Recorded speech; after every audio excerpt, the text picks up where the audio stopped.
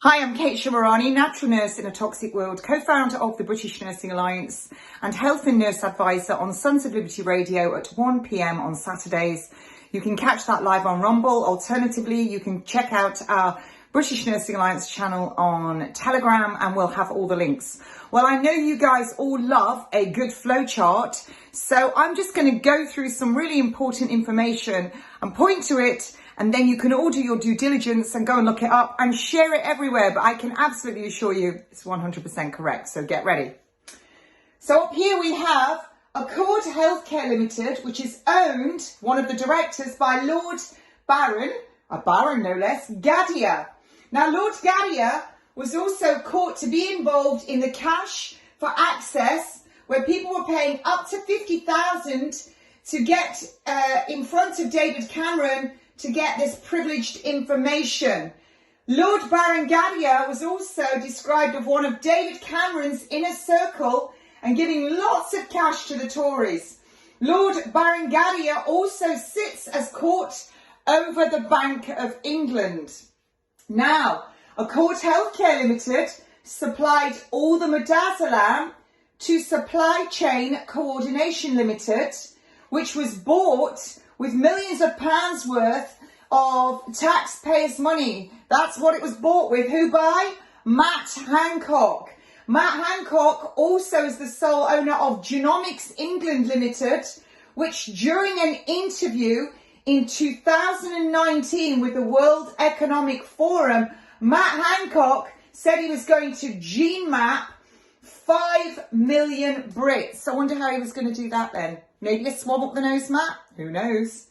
So, the morphine and midazolam. Let's look at this. Well, 52% of all drugs supplied into the NHS come from Supply Chain Coordination Limited, owned by Matt Hancock. Now, if we go back over here, Jonathan Van Tam was in the meeting with Matt Hancock and the other doctor who'd only been a doctor for a month, and he's an MP, when they were talking about what was a good death.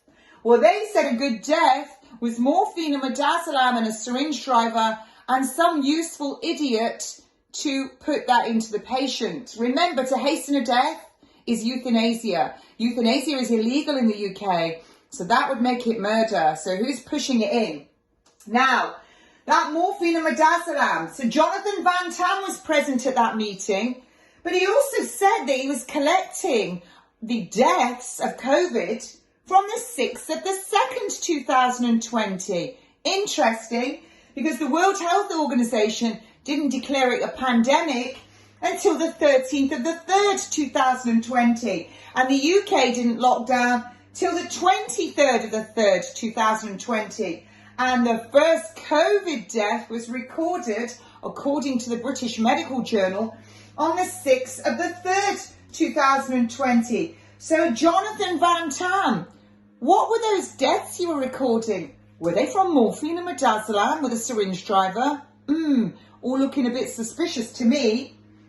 Now we go down to Jeremy Hunt, who was involved in the exercise Cygnus document in 2016, a preparedness document about an Asian flu, a pandemic, or was it a plandemic? Now in the UK, we have a planned tariff incentivized euthanasia point system. Let's see what that is.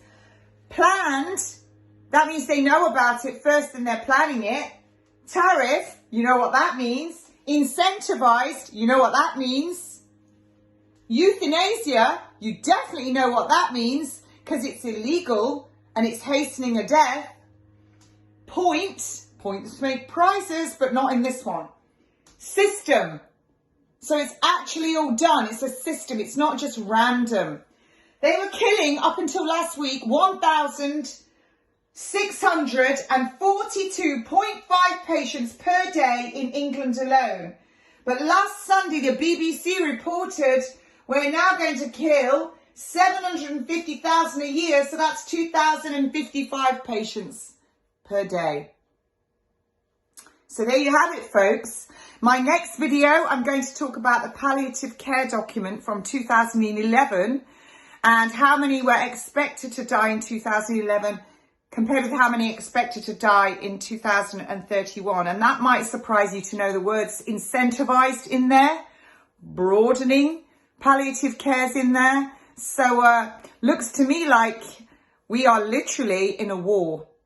Have a good day. Do your due diligence. Share this everywhere. Thank you.